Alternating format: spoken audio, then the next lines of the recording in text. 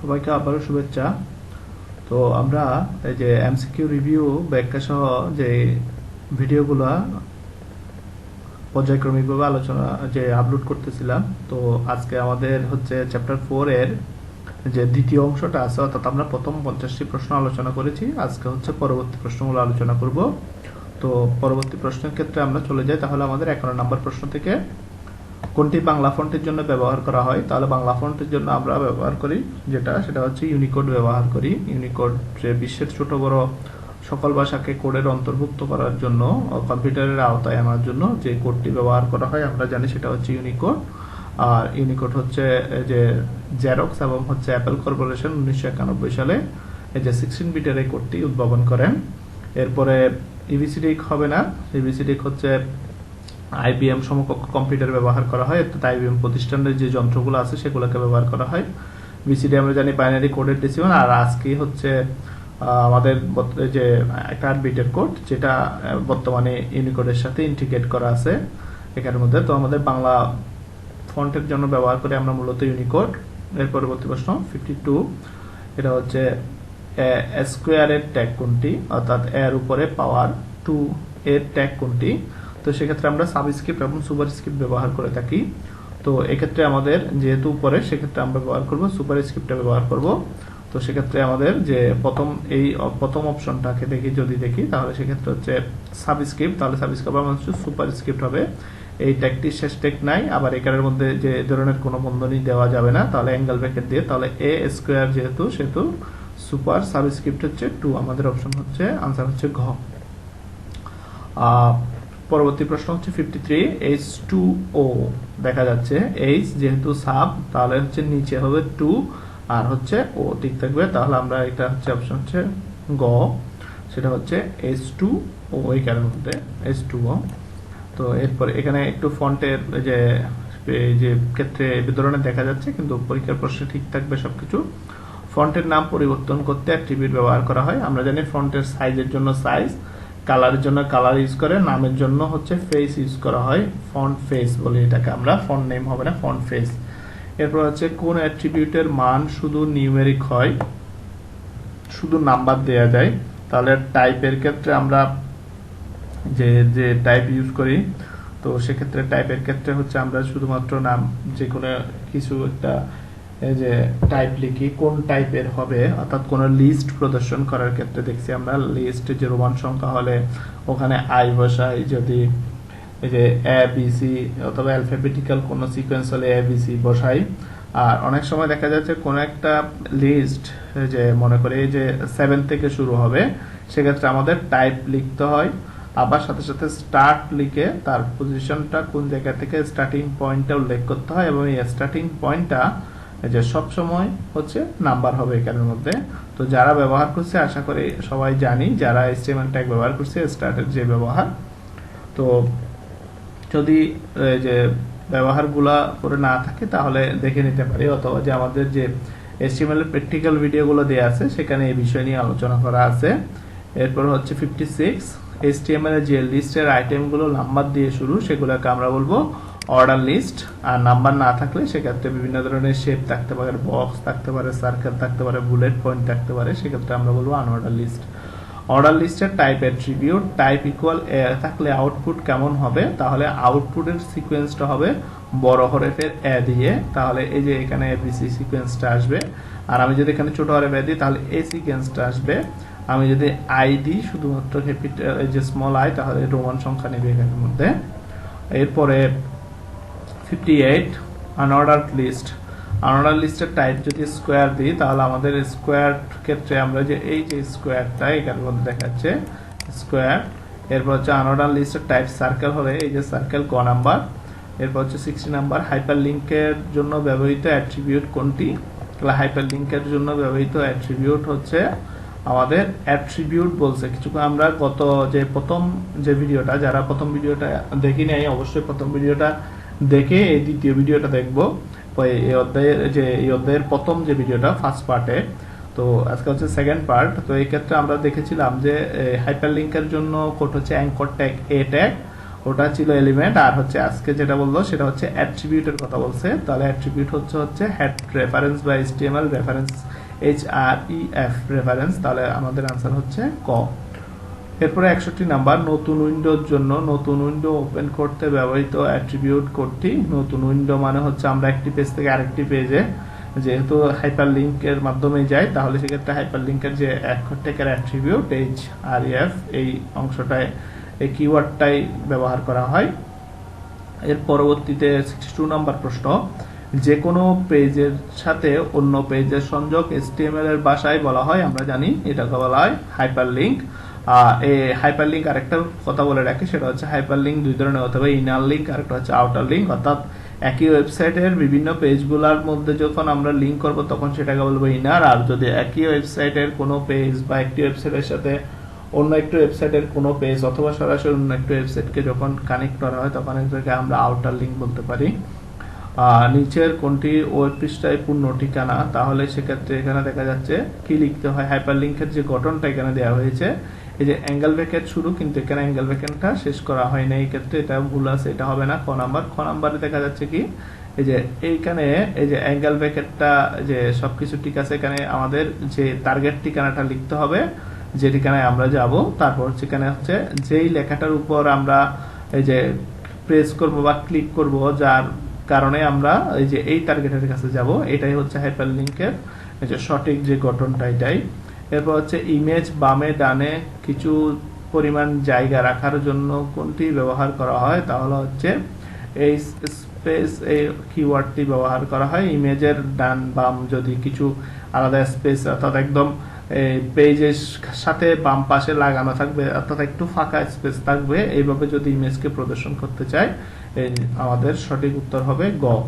এরপর হচ্ছে ওয়েব পেজে 1000 বাই 800 পিক্সেলের nature.jpg ইমেজটি যুক্ত করার জন্য এই যে একটা কোড দেয়া আছে imgrc, এর সাথে নির্দেশনা যুক্ত করতে হবে। তাহলে আমরা জানি ওয়াইড এবং হাইট নামক দুটি অ্যাট্রিবিউট আছে, সেগুলো যুক্ত করতে হবে। তাহলে আমার ওয়াইড হচ্ছে 1000 আর হাইট হচ্ছে 800। এখানে কোনো পিক্সেল বা ডাব্লিউ বা শর্ট ফর্ম লেখা যাবে না, আমাদের HTML এর সিনট্যাক্স অনুযায়ী ওয়াইড এবং হাইট নামক অ্যাট্রিবিউট দুইটাই এই আইএনজির সাথে মূলত লেখা হয় এখানের মধ্যে।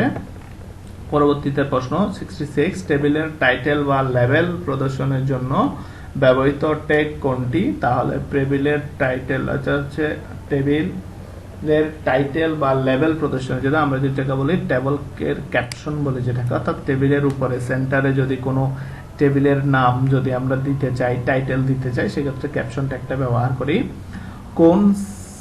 কোন সেলকে একটি রো থেকে নিচের দিকে বিস্তৃত করতে ব্যবহৃত হয়, রো থেকে নিচের দিকে যখন করব সেটাকে আমরা যেটা বলবো সেটা হচ্ছে র স্পান বলি এটাকের মধ্যে।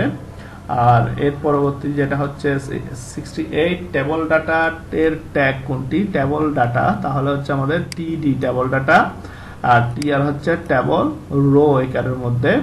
এরপর হচ্ছে টেবিলের হেডিং এর জন্য কোন ট্যাগটি, টেবিলের হেডিং, তাহলে টেবিল হেড টিএইচ ট্যাগটি ব্যবহার করা হয়। আমাদের সঠিক উত্তর হচ্ছে গ নাম্বার।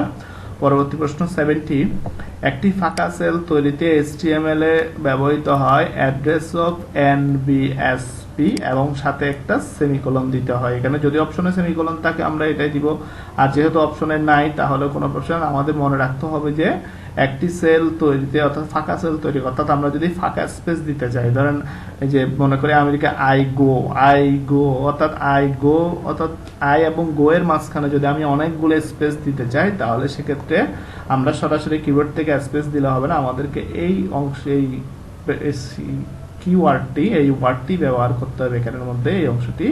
তো এরপর হচ্ছে টেবিল তৈরিতে কোন ট্যাগ ব্যবহৃত হয়, তাহলে TRTH,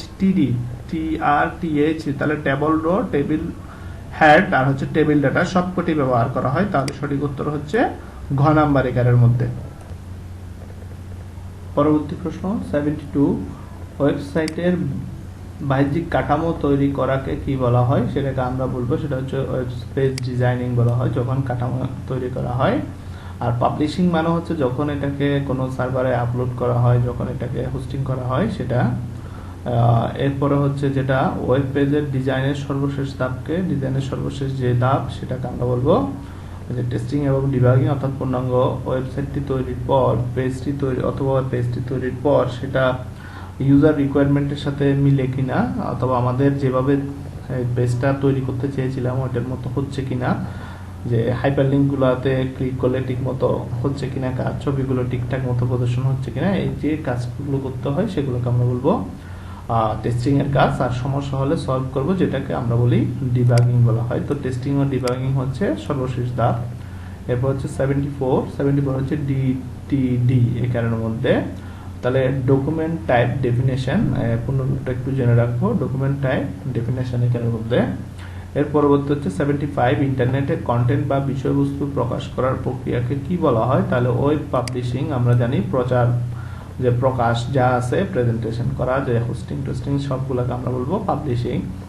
ওয়েবসাইট পাবলিশ করতে হলে প্রধানত যে কতটি বিষয় বিবেচনায় আনতে হয়, যে অনেকগুলো বিষয় বর্তমানে অনেকগুলো, কিন্তু যে বইয়ের কথা বললে যদি বলি তাহলে সেক্ষেত্রে বর্তমানে হচ্ছে যে 5টি বিবেচনা আনতে হয় এখানের মধ্যে, যে এখানের মধ্যে রেজিস্ট্রেশন, হোস্টিং স্পেস, নাম, সিলেকশন থেকে শুরু করে এই বিষয়গুলো আসে। তো আমরা মনে রাখবো হচ্ছে যে 5টি বিষয় বিবেচনা আনতে হয়। এর পরবর্তী যে প্রশ্ন সেটা হচ্ছে প্রতিটি সাইটের স্বতন্ত্র নামকে কি বলা হয়। তাহলে সাইটের স্বতন্ত্র নামই হচ্ছে ডোমেইন নেম। স্বতন্ত্র নাম হচ্ছে একটি নাম আরেকটি নামের সাথে কখনো মিলে না, সেক্ষেত্রে আমরা বলবো ডোমেইন নেম। এবার হচ্ছে প্রশ্ন 78, www.ctgboard.gov.bd টপ লেভেল ডোমেইন। তাহলে এটা হচ্ছে .bd হচ্ছে কান্ট্রি ডোমেইন, আর .gov তাহলে আমার হচ্ছে যেহেতু সরকারি প্রতিষ্ঠান সেহেতু .gov হচ্ছে টপ লেভেল ডোমেইন বা টিএলডি বলতে পারি এখানের মধ্যে। .gov সঠিক উত্তর গ। এরপর হচ্ছে 79 এবং 80 নম্বর প্রশ্ন। এরপর হচ্ছে দিদার ও তার বন্ধু মিলে একটি ওয়েবসাইট তৈরি করলো যেখানে ওয়েব পেজ সমূহ বহু স্তরে বিন্যস্ত। তো স্তরে স্তরে বিন্যস্ত থাকলে আমরা একটা কথা বুঝতে পারি, সেটা হচ্ছে ট্রি বা হায়ারার্কিক্যাল। পরবর্তী ওয়েবসাইটকে ইন্টারনেটে প্রদর্শনের জন্য প্রয়োজনীয় পদক্ষেপ গ্রহণ করলো। তাহলে ওয়েবসাইটটির স্ট্রাকচার কোনটি? তাহলে আমরা বললাম স্তরীভূত বা স্তরে স্তরে বা ট্রি হায়ারার্কিক্যাল কাঠামো, যেটাকে আমরা বলি এখানের মধ্যে। সঠিক উত্তর খ নাম্বার।